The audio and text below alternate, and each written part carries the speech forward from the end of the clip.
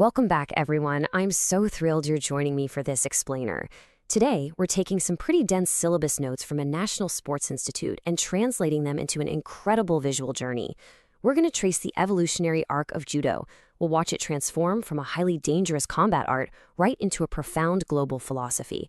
If you've ever wanted to understand the absolute deepest mechanics of this discipline, well, you are definitely in the right place. Let's get started. Jigoro Kano, the founder of judo, once said, "If instead of opposing him, I leave him unresisted, he will naturally lean forward and lose his balance." Now think about that for a second. This perfectly illustrates the brilliant, almost totally counterintuitive paradox at the heart of our explainer today. We're looking at a system built entirely around the idea of conquering an opponent, not by matching their strength, but by actually yielding to it first. It's a concept that just completely flips our traditional understanding of conflict upside down. Okay, let's dive right into Section 1, the birth of Kodokan Judo, a new era. To really understand this paradox, we have to travel back to the late 19th century and look at exactly what Kano was up against. Traditional jiu-jitsu was loaded with really dangerous techniques. We're talking unrestricted blows and severe joint locks. It often lacked proper supervision and, frankly, it had fallen into serious disrepute. People saw it as genuinely harmful. But Kano brilliantly engineered a solution. He systematically stripped away those lethal elements to create something entirely new, Kodokan Judo. He shifted the whole focus away from dangerous street fighting and put it squarely on structured physical education, safe practice, and really rigorous mental training.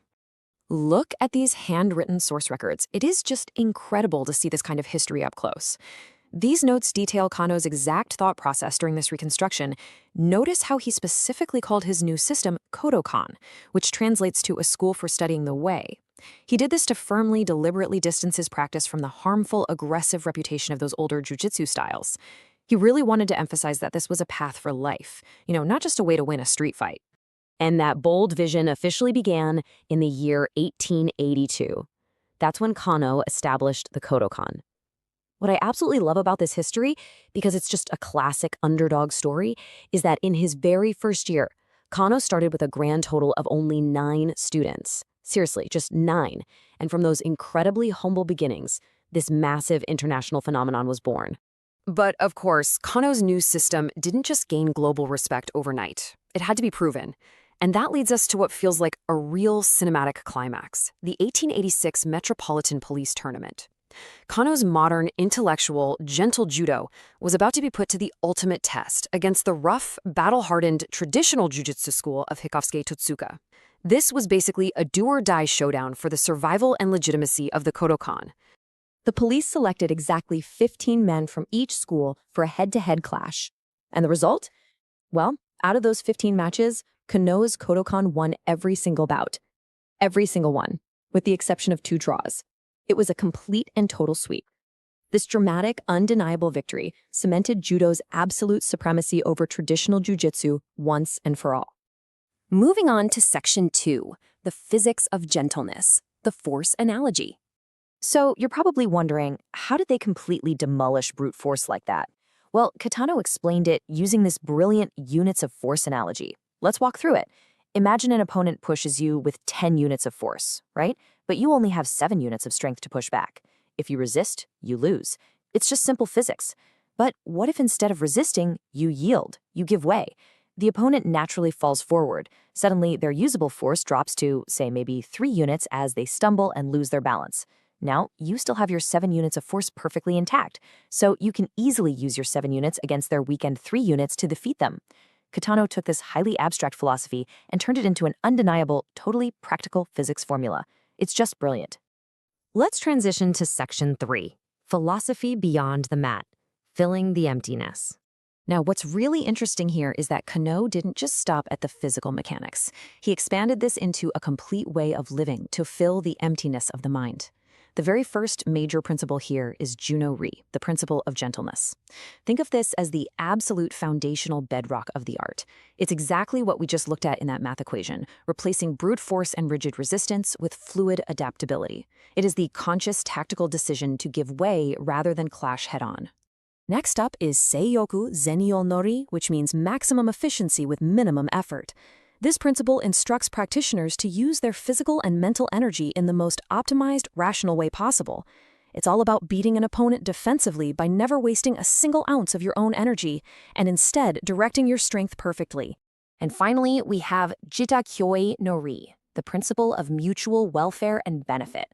And honestly, this is the ultimate goal. Judo isn't just about winning a contest. It's about supporting and cooperating with your partners during practice and then taking that exact same spirit out into the real world to add value to society. It's just such a beautiful, holistic view of human development. All right, let's move to section 4. Judo's journey, the spread to India. Let's see how this builds, because this philosophy quickly became a massive international movement. In a delightfully surprising cultural crossover captured right here in these notes, the legendary Nobel laureate poet Dr. Rabindranath Tagore was actually the primary catalyst for judo in India. He traveled to Japan, visited Kodokan University, and was just so immensely impressed by a judo demonstration that he personally requested the university to send a coach to teach at his own institution, Shantiniketan. Talk about an unexpected connection, right? Over the coming decades, we see this really rapid evolution unfold on the timeline. Back in 1928, responding directly to Tagore's request, Takagaki-sensei arrives in Calcutta to teach at Shantiniketan for 2 years. Then, decades of grassroots growth follow, eventually leading to the formation of the Judo Federation of India in 1965. And then, fast forward to 1986, India officially steps onto the international stage, winning 4 bronze medals at the Seoul Asian Games. It is absolutely amazing how Tagore's single visionary request bloomed into international sporting triumph for India in just about 60 years. Okay, bringing it to section 5, fundamentals and rules, the dojo. To ground us back in the present day, all these profound historical concepts we've talked about are actually maintained through strict practical etiquette in the dojo. The rules are super clear. Maintain silence. Bow when entering and exiting. Arrange your shoes neatly before stepping on the mat. Practice with absolute seriousness. And keep your judogi, your uniform, immaculately clean. But the absolute core of all this decorum is rei, which means respect.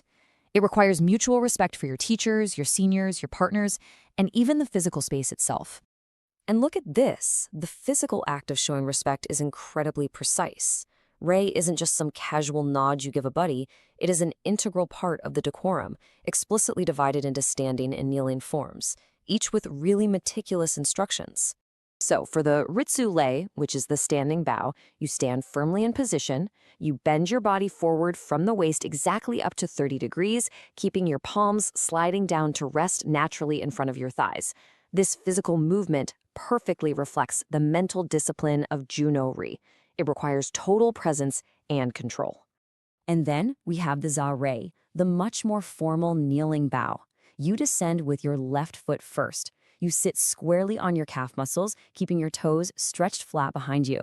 As you bend from the waist, your hands move to the mat with fingers angled inward, and you lower your head until it is exactly 2 to 3 inches above the mat. Literally every tiny detail is practiced. It is quite literally an art of humility, ensuring that ego is fully left at the door before practice even begins. So the crucial point is this. Jigoro Kano designed a system where physical mastery is really just a metaphor for mental and social mastery. As we wrap up this explainer, I want to leave you with a question to chew on. How can you apply maximum efficiency and yielding to overcome force to the conflicts in your own daily life? Because whether it's an argument at work or a deep personal struggle, sometimes pushing back with all your might just isn't the answer. Sometimes the absolute most powerful thing you can do is yield, find your balance, and use the situation's momentum to your own advantage. Thank you so much for learning with me today, and keep exploring the gentle way.